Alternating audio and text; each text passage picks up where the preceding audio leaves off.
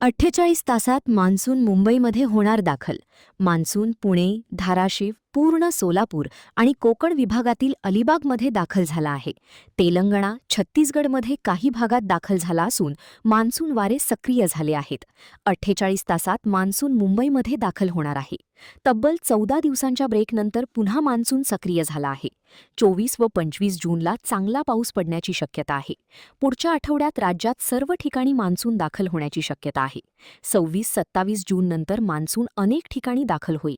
पाऊस तीव्रतेवर पेरणी शेतकऱ्यांनी करावी. आता मशागतीची कामे सुरू करू शकतात. गेल्या वर्षीच्या जून महिन्याच्या तुलनेत आतापर्यंत 70% पाऊस कमी आहे. यावर्षी पाऊस कमी असणार असल्याचा अंदाज व्यक्त होतोय. मान्सूनची राज्यात काय परिस्थिती आहे, इम्पॅक्ट कसा दिसतोय आणि पुण्यात काल सुद्धा पाऊस झाला होता. ओव्हरऑल महाराष्ट्राच्या बद्दल मान्सून दाखल झाली आणि ओव्हरऑल येस, आपण बघितलं की मागच्या काही दिवसांपासून मान्सूनने हॉल्ट घेतला होता. तो तळ कोकण आणि दक्षिण मध्य महाराष्ट्रापर्यंतच पोहोचला होता आणि 8 जून नंतर आपण मान्सून मध्ये काही प्रोग्रेस बघितला नव्हता. आजची जर परिस्थिती बघितली तर तो अलिबाग, पुणे, त्याचबरोबर सोलापूर, धाराशिव आणि मग पूर्वेकडे तो सरकलेला आहे एकंदरीतच. आणि त्याचबरोबर मान्सूनचे वारे जे आहे त्याची तीव्रता वाढलेली आहे आणि आपण सॅटेलाइट मॅपवरून बघू शकतो की अरबी समुद्राबरोबरच कोकण किनारपट्टीच्या बऱ्याच ठिकाणी पाऊस पडताना दिसतोय आणि इंटेरियर रिजनवर सुद्धा आपल्याला चांगल्या पावसाची शक्यता दिसते.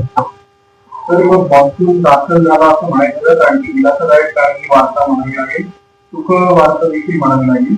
राज्यातल्या कुठल्या कुठल्या जिल्ह्यांमध्ये ऍज ऑफ नाव मान्सून दाखल झाला? जसं मी सांगितलं की अलिबाग, पुणे, त्याचबरोबर सोलापूर कम्प्लीट कव्हर झालेला आहे. त्याचबरोबर धाराशिव आणि त्यानंतर तेलंगणाचा काही भाग, त्यानंतर छत्तीसगडचा काही भाग आणि ओडिशा नंतर बिहार इथपर्यंत तो पोहोचलेला आहे. येणाऱ्या 48 तासामध्ये तो मुंबईसह अजून काही भागामध्ये पोहोचण्याची शक्यता आहे.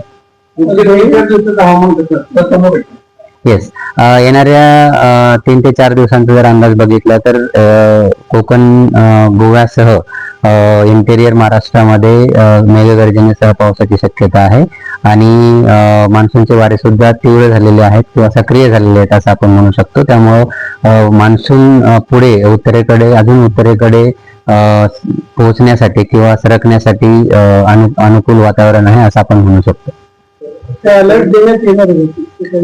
येलो अलर्टच आहे आणि कोकण किनारपट्टीसाठी स्पेशली 27-28 तारखेनंतर ऑरेंज अलर्ट दिला गेलेला आहे. मुसळधार ते अतिमुसळधार पावसाची शक्यता कोकण किनारपट्टीसाठी आहे आणि घाटमाथ्यांवर 24-25 ला आपण हेवी रेनफॉल किंवा येलो अलर्ट त्यासाठी असेल. आताही मेघगर्जनेचा जो पाऊस होतो त्यासाठी येलो अलर्ट दिला गेलेला आहे. तर एकंदरीतच मान्सूनसाठी चांगली परिस्थिती आहे किंवा मान्सून सक्रिय होताना दिसत आहे असं आपण म्हणू शकतो. पुण्यात चांगलं पाऊस पडलं तर मान्सून जो होतं ते प्री मान्सून होतं, इथून पुढे पुण्याचा होणार. येस, कालचा जो पाऊस बघितला आपण तो म्हणजे जसं मी सांगितलं की मान्सूनचे वारे सक्रिय झालेले आहे. त्याचबरोबर त्याची तीव्रता वाढलेली आहे आणि त्यामुळे वातावरणामध्ये आर्द्रतेचं प्रमाण वाढलेलं आहे. आणि काल जो पाऊस झाला त्यामध्ये आपल्याला थंडरस्टॉर्म्स पण दिसून आलेत आणि तीव्रता पण कमी जास्त प्रमाणात होती. जसं बघितलं तर NDA-ला 81 मिलीमीटर इतका पाऊस झाला, पण शिवाजीनगरला बघितलं तर 18 मिलीमीटर 18 मिलीमीटर इतका पाऊस झाला होता आणि अशीच कंटिन्युटी आपल्याला काही दिवसामध्ये दिसून येईल. तर कालचा आपण नक्कीच प्री मान्सून शावर्स असं म्हणू शकतो आणि आजपासून मान्सून सक्रिय झालेला आहे पुण्यासह पूर्वेकडचा जो इंटेरियर पार्ट आहे तिथे. त्यामुळे पाऊस इथून पुढचा जो पाऊस असणार आहे तो मान्सूनचा असेल असं आपण म्हणू शकतो. तर आपण म्हणतोय की कंटिन्युटी असताना तर एक पावसाचा स्पेल असतो, तर तो पावसाचा स्पेल आपल्याला पूर्ण राज्यात साधारण कधीपर्यंत अपेक्षित आहे? आणि दरवर्षी आपण जर पाहिलं की राज्यभर जेव्हा मान्सून व्यापला जातो तेव्हा पूर्ण राज्याच्या जिल्ह्यांमध्ये स्पेल जो आहे तो पावसाचा पाहायला मिळतो. तर याचा काही डेट्स आपण जाणू शकतो का अंदाज? राईट, आता जसं मी सांगितलं की येणाऱ्या 24 ते 48 तासांमध्ये मुंबईसह अजून काही भागांमध्ये तो पोहोचण्याची शक्यता आहे आणि पूर्ण महाराष्ट्र व्यापण्यासाठी अजून आपल्याला वाट बघावी लागेल.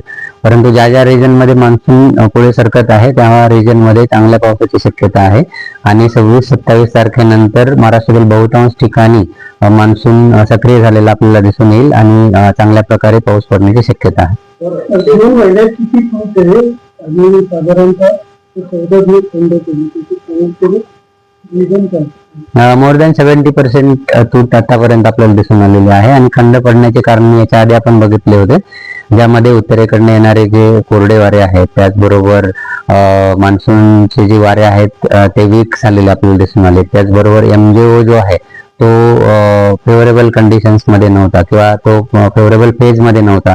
ह्या सर्व कारणांमुळे आपल्याकडं कमी पाऊस पडलेला दिसून आला किंवा मान्सून सक्रिय झालेला दिसून आला नाही.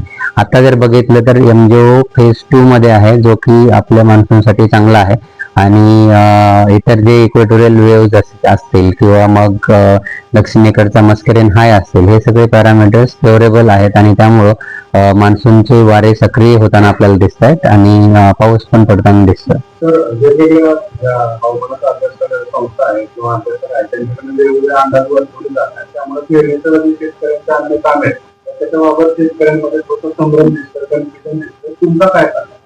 मला असं वाटतं की पावसाच्या इंटेन्सिटीवर किंवा तीव्रता कशी आहे.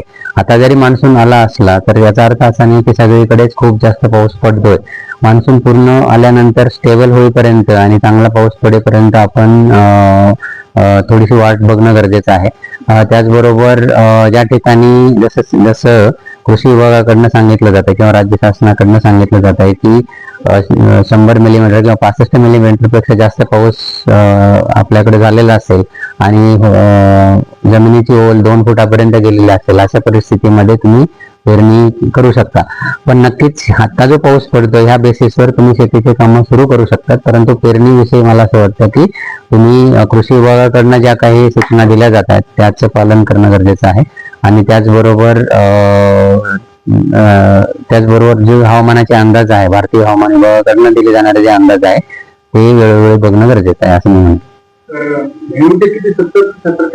70% कमी पाऊस झालेला आहे. येस. तर असं म्हणतात की ऑनलाईन यंदा पाऊस कमी आहे. आपल्याला पाहायला मिळाला तर ऑनलाईन किती सरासरी पाऊस पडू शकतो?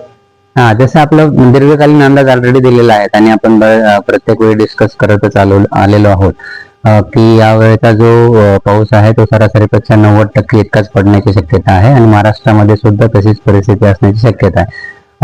आता पाऊस सुरू झाला असला तरी पूर्ण ओव्हरऑल जर बघाल आपण जून ते सप्टेंबर तर तो सरासरीपेक्षा कमी असण्याचे चान्सेस आहेत. तर आता जर आपण येणाऱ्या 8-10 दिवसांचा जर विचार केला तर नक्कीच मान्सून सक्रिय राहील आणि सर्वदूर पाऊस पडण्याचे चान्सेस आहेत. पण ओव्हरऑल जर विचाराल जून ते सप्टेंबरचं तर नक्कीच तो सरासरीपेक्षा कमी असण्याची शक्यता आहे.